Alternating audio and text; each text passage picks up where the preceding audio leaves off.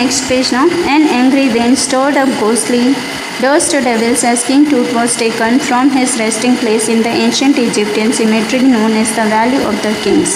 अब यहाँ पे ऐसी तूफ़ानी हवाएं हैं या ऐसी तूफ़ानी हवाओं जो संकेत देती हैं जैसे कोई प्रेत आत्मा होती हैं तो उसके साथ सन्नाटा छा जाता है और हवाएं खूब तेज़ होती आती है, उसी तरह का संकेत मिल रहा था। From his resting place in the ancient Egyptian symmetry, जहाँ पर उनकी बॉडी रेस्ट कर रही थी ऐसा माना जा रहा था, जो कि सिमेट्री यानी कि आकृतिक पिरामिड ढांचे में बनी हुई थी और वैली ऑफ किंग्स यानी कि वहाँ पर कई सारे राजाओं का दरिया जैसे बना हुआ था। Dark valley clouds had scudded across the desert sky all day and now were veiling the stars in cascade grey. अब पूरी तरफ सब बादल जो है वो पूरे काले काले हो गए थे, ऐसा लग रहा था खूब ज़ोरदार बारिश होने वाली हो। डेजर्ट स्काई यानी कि आसमान को देखकर ऐसा लग रहा था कि धुंधला धुंधला सा सब तरफ छा गया और हर तरफ रोने और चिल्लाने की आवाज़ें हो रही थी, जैसे कि ऐसा प्रतीत हो रहा था जैसे सितारे भी जो हैं वो भी आवाज़ कर रहे हैं। It was 6 PM on 5th January 2005। वो 6 बजे का समय था शाम का और 5 जनवरी 2005 का दिन था। The world's most famous mummy glided head first into a CT scanner brought here to probe the lingering medical mysteries of this little understood young ruler who died more than 3,300 years ago।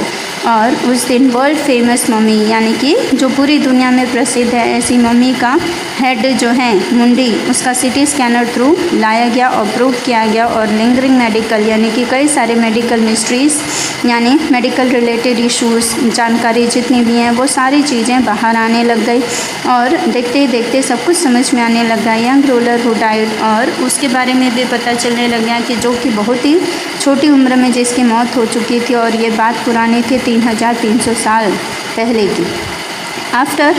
All afternoon, the usual line of tourists from around the world had descended into the cramped rock-cut tomb some 26 feet underground to pay their respects। अब यहाँ पे पूरी दोपहर लोगों का आना जाना यात्रियों का लगा रहा, कभी कम हो रहे थे कभी लोग ज़्यादा हो रहे थे। कई जगह पे रॉक क्रैम्प्ड यानी कि रॉक को पत्थरों को काटा गया था और टोम बनाया जा रहा था। टोम बनाया जा रहा था मतलब 26 फीट अंडरग्राउंड खड्डे किए गए थे।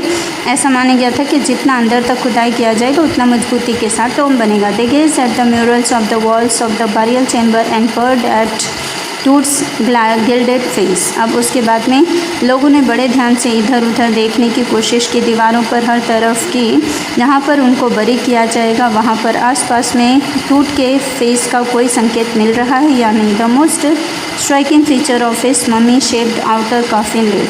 अब उनको वो सब चीज़ें तो कुछ नहीं मिले, लेकिन उनकी मम्मी का जो फेस था वो उनके कॉफिन लिड यानी कि जो कॉफिन जिसके अंदर उनको रखा गया था बॉडी को, उसके ऊपर की जो ढक्कन थे उसके मम्मी का शेप बना हुआ था फेस का।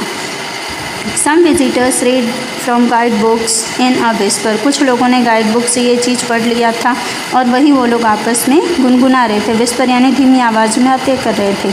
Others stood silently, perhaps pondering Tut's untimely death in his late teens। और कुछ लोग आपस में बातें कर रहे थे, कुछ शांति से बैठे हुए थे ये सोचकर कि उनकी मौत इतनी जल्दी इतनी कम उम्र में कैसे हो गई, और wondering with a shiver if the Pharaoh's curse। और दूसरी तरफ वो लोग ये भी सोच रहे थे कि कहीं ऐसा तो नहीं कि फ़राव का कोई कर्स यानी कि कोई श्राप है जो डेथ और misfortune falling upon those who disturbed him, और वो उनको श्राप दे देते थे जो उनको परेशान करता था या जो भी उन्हें उनके काम में डिस्टर्ब करता था उसका कहीं श्राप तो नहीं लग गया। वॉज रियली ट्रू, और ये चीज़ें सच भी मानी जा रही थी।